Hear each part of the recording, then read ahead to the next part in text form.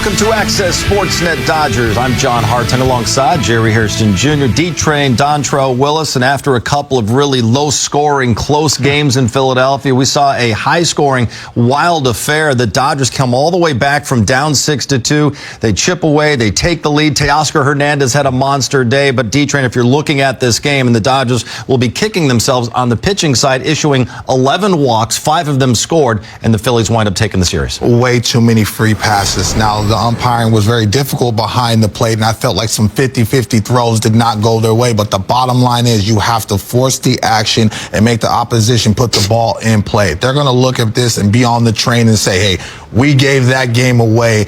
That's our bad offense. We got to be better the next time. Yeah, you're right. I mean, anytime you surrender 11 walks, you should get blown out. Yeah. You really should. But the defense was pretty solid, really all season long. But this game, our offense really battled back. Teoscar Hernandez had a day there in Philadelphia. But I love, once again, this Dodgers team, no matter what happens, they give themselves a chance to win a ball game. They did that today. Yeah. It just didn't happen. And the comeback kids, Jerry, they've done it all season long. Yep. 7 of their wins already this year via the come-from-behind fashion. They're down 6-4, top of the 7th inning. Here they come once again, and they actually take the lead when Will Smith hits this one off the wall. Yeah, really good job of Will Smith getting on a fastball outer third, driving it off the wall. Castellanos tries to get there, unable to make the play, but outstanding job, Will Smith. Going the other way right there, coming up clutch. And really, these guys have been clutch all season long. I just love the swing. Great bat path from Will Smith, really staying tall in his body throughout the swing. That is a key to his swing, but a clutch double there for Will. Dodgers didn't have the lead for long. They certainly had it there, D-Train. You like to see that fight in the Dodgers the way that they have all season long. But in the bottom half of the inning, Blake Treinen ran into some trouble as well. You know what? I thought he wasn't as sharp as he could be, and I thought he had a chance to turn this, but Sosa was flying down, understanding the situation. If he gets across, they score a run. But Blake Treinen, I feel like all the pitches today had some pitches that didn't go their way, and the frustration got to them. You saw that from Tyler Glasnow. You saw that from some of the guys that came out of the bullpen. But that's just a tough bang-bang play that didn't go their way. Yeah, if we had the ABS system, that thing would have been used all game long. I would have gave myself a concussion tapping my head so much. Yeah, he had a rough day behind the plate, did Hunter Wentelstedt. Jerry, you talked about the good defense. Yes. Bases loaded, 1 out, and they get out of a huge mess here. Incredible play from Kike Hernandez. The ball is leading him to his back, so naturally he touches the bag and then fires a strike there with Will Smith, understanding it's no longer a forced play, so he has to tag the runner. Great job of Kike Hernandez. Great transfer. Will Smith was on the plate, recognized I have to tag him. Great double play. Well, the Dodgers wind up, though, losing this game because in the top of the 9th, Dontrell, Jose Alvarado was in there throwing 100-mile-an-hour bowling balls, and the Dodgers couldn't do anything with them. Yeah, this is a tough matchup, even though I felt like that was a pitch that Shohei could drive. He just had a tough day. But those sinkers, man, he can be ahead in the count or behind in the count. He can still run that bowling ball over there and force the issue. He wants to compete within the strike zone. I thought they had some good passes. He's just able to get them to hit the top half of the ball. This one hurts to me if I'm in the locker room because we had a chance to win this ball game, especially in the confines of a very daunting place where they play well at home. Should have stole this one today. It hurts, but at the same time, he goes, man, we still gave ourselves a chance. Yeah. 11 walks, but listen, you move on. It's going to happen throughout the course of the season. I love the fight in the Dodgers. Especially Dave Roberts on Wednesday said the Dodgers had no business winning that game against the Rays the way that they played, and maybe things kind of even out as we go through the course of the season. Right now, let's head back to the booth. Check in one final time with Joe Davis and Eric Karros. Oh, wild game today. Phillies win at 8-7. Back and forth game. Had a long rally from the Dodgers to take the lead, but the Phillies ultimately take it by 1. Certainly a roller coaster of a game. Very entertaining. Obviously not the outcome that we would have liked. But look, the Dodgers were entitled to a hiccup. The bullpen, the pitching staff, a lot of walks today. I think 11 walks, 5 of those runs scored. But on the other side, there were some good defensive plays by the Dodgers. They came back. Teoscar was dynamite. Mookie had a big hit. So a lot of things to say, okay, these are things we can build on, but there are obviously some things that need to get better. Turn ahead to Washington. Tomorrow, Dustin May tries to build off of what was Really special return to the big leagues. And not just he got back to the big leagues, but he pitched really well. Well, he did pitch well, and it was an emotional return. I think those things now, those are behind him. Now you go out, you pitch a ball game. This Washington club, it's a young club, but they're aggressive. They have some hitters there. Not going to be easy. All right, so from Philadelphia to D.C., 3-game series begins tomorrow night. Thanks, guys. Before today's game, some bad news. Blake Snell placed on the 15-day injured list with left shoulder inflammation. The move is retroactive to April 3rd. Dodgers called up right-hander Matt Sauer from AAA Oklahoma City. In 2 starts this season, Snell has walked 8 batters in 9 innings, has only allowed 2 earned runs, though. He was throwing a bullpen session earlier this morning, but had a conversation with trainer Thomas Albert and GM Brandon Gomes, and afterward they made the decision to put Snell on the shelf. And I know what all the fans are out there saying, Dontrell, here we go again. Last year, the Dodgers had so many pitching injuries, and it always seems to be a shoulder or an elbow. Hopefully, it's nothing serious, though, with Blake Snell's shoulder here. Well, you're hoping this is a precautionary thing, but I was a little concerned about Blake Snell because I've been watching his velocity. Now, he's been doing a good job of commanding the changeup, but there's been a lot of 93, 94 mile an hour fastballs. He lives at 96, 97 miles an hour, which helps the swing and miss of the nasty slider and breaking ball down. He's not getting that swing and miss down because they don't have to honor the fastball. So I've been very concerned about it. Location is location. He's effectively wild. That's why he wins Cy Young's, being able to execute when he needs to. But the velo, his first 2 starts, is very concerning to mine. And so, if you're not feeling good, you're early enough and you have enough depth in this rotation and bodies in the minor leagues to help you out right now. We can't have a situation where you're like a Tyler Glasnow, where you have a good first half and then we lose you in the second half and in the postseason. So I like this move to get him re-strengthened up. Hopefully it's not something serious in that shoulder, but very important to have him, especially for a long term in their contract. I hope it is precautionary, making sure that inflammation just subsides over this short amount of time. But D-Train, you're exactly right. The velocity has been down. And what is concerning to me is he had a natural buildup to start the season. We kind of slow played him a little bit. Obviously, he didn't pitch in the Tokyo series, so he kind of we slow played him a little bit so he could be really fresh to start the season. I don't know if he changed certain things in his off-season program or in spring training. We got to make sure that shoulder, it's right. All right. We'll start with Tyler Glasnow. Just when you kind of look at how this game started for him, and especially there in that 3rd inning, what was just the telling factor for you that either stuff had kind of gotten out of command or just the issues he was having with the mound? I do think that he was having trouble with the mound. He was having trouble with the rosin because of the conditions, and he just couldn't reset and kind of regroup to kind of slow the game down, and it just went sideways on us. As much as it kind of felt like after that Grand Slam, things really could have gone the Phillies' ways for this team to fight back, though, in this one. Just what does it say about this group as you guys continuously put yourselves in positions to find ways to win? Yeah, I mean, that's something that I feel really good about. I mean, a takeaway from this game. Obviously, you never want to lose a game or a series, but the way we kept competing and gave us, like you said, gave ourselves a chance to win, and it just didn't work out. But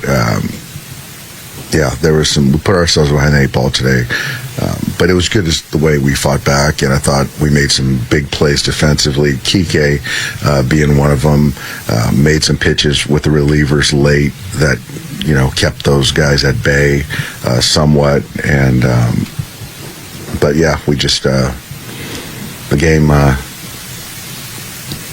They made plays when they needed to. The big hit by Castellanos obviously was a big blow too. With Tyler, obviously, he seemed pretty frustrated with just the conditions out there. How much of the struggles that inning do you think were the actual conditions versus things maybe kind of getting in his head, or just kind of dealing with the frustration of trying to settle down out there? I think probably a combo, but I mean, the weather, it's a factor. Every pitcher that took the mound today had to deal with it, and it's unfortunate, but we still got to find ways to, we still walked 10 guys today, and they didn't walk anywhere near that. And it's tough to win a game when you walk 10 guys. It really is. And so I think probably, the things that I mentioned earlier, that it probably bled into some mechanical things. But again, you still got to find a way to reset and try to, minimize some damage and put the ball in play. But we just couldn't do that today. Kind of a crazy series in the sense that you're maybe a couple plays away from taking all three. Yeah, we were. But I think they could probably say the same thing. So it's two evenly matched teams. They're a good ball club over there. And you could tell the urgency that, Rob was managing over there. And we wanted it too.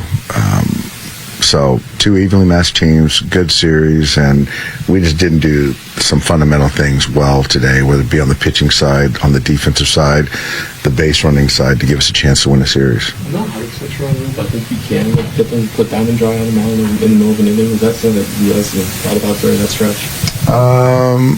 No, because it wasn't like he was slipping. It's like, that's one thing where it's like if he's slipping, but it wasn't the slipping. It was he just didn't feel like he could get a grip on the baseball, and obviously it's kind of raining, and Can I ask you about the job he did today with the bat and the offense he provided for you today? Yeah, I can't say enough about Teo. He just doesn't kind of let any type of performance, whether it be in a bat, a game previously, affect the at-bat of the game following. And so today he pretty much single-handedly kept us in this one. That read on Parker's double in the seventh that kind of started that rally. Yeah, he took a bad read. It was a line drive hit hard. I think he broke in and then broke towards right field. And then at that point in time, he was beat by the baseball. So it was just a tough read, yeah. What happened with Snell? He started his bullpen and experienced some soreness. And so we're going to evaluate him and see how it looks for Tuesday, but doesn't look promising. He's on the IL. Is he on the IL? Yeah, so I didn't know they put him on the IL. When was the bullpen? Today. He threw a bullpen today and some soreness, and so we just felt that right there, you're going to miss a start, so we can backdate to 3 days, and so I'm sure we're going to bring some. I don't know who we're bringing, but yeah. So somebody's going to make, obviously, someone will make his start on Tuesday. Well, we heard Dave Roberts talking about Teoscar Hernandez, and Dontrell also mentioned he was like a high school kid, best player on the field today. Jerry, we should probably break down the multiple home runs from Teo. Yeah, even in the loss, obviously Teoscar Hernandez has been clutch ever since he put on that Dodger blue. We're going to break him down in that K zone. Outstanding at bats. Here starts out in the first inning, little 2-out lightning, gets a first pitch fastball. Remember that pitch, kid? 95 center cut, a little bit of sink. Here's that slider. It looked like a combo a little bit. Got away from him. It's still 1-1. They're trying to crowd him with the fastball. Does not get hit his spot, and guess what? Remember that pitch I told you, that first pitch, that sinker? Same pitch, and Teoscar Hernandez able to deposit it over the seats. 2-0 show Dodgers at that time. Love understanding the situation. Okay, 94 sink, here it is again. See if he can hit it.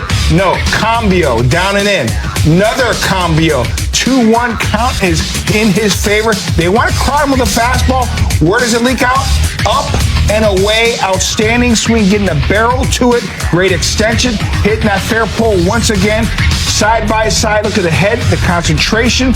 One is down, middle, one is up in the zone, but either way, he is balanced and he finishes the swing. Outstanding job, Teoscar Hernandez, getting to the ball and getting great extension and driving it over the wall the other way. Great swing. He's super strong, you know what I mean? And he's allowing Sanchez to supply the power. So all he's trying to do is just meet the barrel in that zone. And so when you're comfortable at the plate, you allow the baseball to travel deep, and then you have line-to-line power.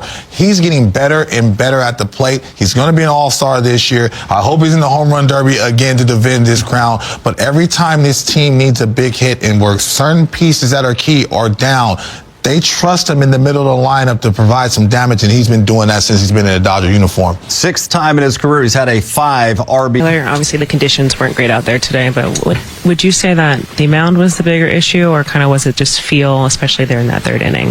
I think maybe just a mix of both. I think once I had a couple maybe poorly gripped balls. I think I lost my aggression and rhythm, I guess, within the mound. So I think I just lost some feel, and then that kind of compounded into a bad inning. Obviously, you've did a lot of hard work to kind of eliminate that side of kind of getting so in your head with the mechanical side of the game. Just, is there at least a takeaway for you that you can take from this outing that with kind of just getting back to where you want to be? I think it's just more like, I guess I couldn't be aggressive. I think I couldn't really like use everything I wanted to. Yeah, I think it was just kind of like a rough day. But yeah, just trying to go out the rest of the week and figure it out. Is that because you didn't trust the mound conditions that you might slip, or? I think just I had a couple that kind of came out weird and kind of like split fingered, and I think after that I just started to think about like I don't want to get on it too hard, and I think I could have just eliminated the thought a little bit more about the mound and the conditions and just try to get it out of my head. But I think I just kind of like lost my aggression and started to feel about like landing a little different and trying not to be as aggressive out front. Is that when like you kind of gave out and they came to check on you? Is that? I don't know. I think it's just more maybe like kind of velo ticking down. Just wanted to come and check if I was all right. It was all right though. How much just like frustration is there when you're kind of battling that kind of stuff, and does that kind of play into it too when you talk about? I guess a little bit. I just think it was, like I said, it was just hard for me to kind of stay in that rhythm, and like I was just thinking about other stuff, and I guess if I could maybe just have like a grounds crew visit or something like that, and I think just maybe not let it compound so much. How much have you had to pitch in these types of conditions before? Yeah, I think I have before. I don't know if I've pitched in like rain like that specifically, but I've definitely had to pitch in weather like that. So I think it's kind of one of those things too. Everyone has to go through it. Sanchez had to go through it, so there's not really any excuses. I just kind of have to go out and just find a way to execute next time. So the rain starts coming down. You could see him struggling with his footing there, Dontrell, and he admitted that he had trouble gripping the baseball at times. And he also admitted it's kind of becoming a mental battle at that point, and you can attest to that. You know, it's a tough scenario, but you have to mentally be strong out there. And he basically said it. He allowed all the scenarios, whether the mound, the grip, the frustration of not getting calls, get to him. And that's just the bottom line of it. And so you started to see him get a little emotional. Then all of a sudden you started to see him fall behind the count, 2-0, 3-1. He tried to back off the fastball. Now you understand why the velo tick went down to 93, because now you're just trying to play catch, but you can't lose your aggression out there in that scenario. And when you're down, when you're up 2-0, the way he walked the mound, it felt like the game was tied already. So you can see this coming very quickly. And so when you do that, you send not only a message in your dugout, but you send a message to the other side that, hey, he's not comfortable out there. Let's make him throw strikes. Let's make him come across this plate. Even when he did throw a strike, they still didn't believe in his conviction because he didn't give the energy that he was convicted out there.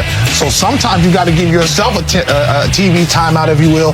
Get a new rosin bag. Get another rosin bag. When I pitched in Miami, when it rained and as sweaty as I was, looking like Patrick Ewing in the fourth quarter, like, you have to do things to keep yourself comfortable on the mound. And so, you know, the bottom line is, it's just a tough day at the office, and hopefully he learns from this for his next start. Patrick Ewing taking strays. Man, listen, glistening. You know, he was glistening. Patrick Ewing was a bad boy. But anyway, listen, when you're in that situation, and this is a good learning situation here for Tyler Glasnow. Obviously, you might be asked to pitch in the postseason in conditions just like that. We could be back in Philadelphia, Game 3 of the NLCS, or whatever game on the road. You may be pitching in similar conditions, so maybe he learns from this. But either way, athletes, especially whether you're on the field, on the court, are always looking for an edge.